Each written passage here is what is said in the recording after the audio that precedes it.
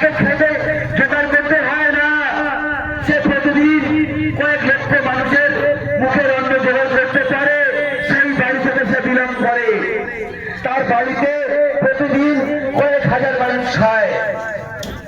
দুটো বাচ্চাকে দেখুন, একটা বাচ্চা ভিখারি আর একটা বাচ্চা রাজা।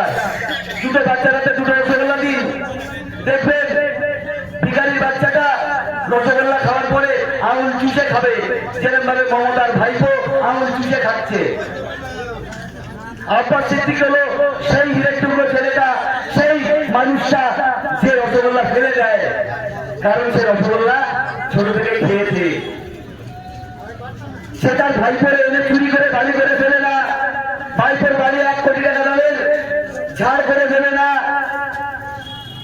কারণ তার বাড়ি অলরেডি ঝাড় আছে। তাহলে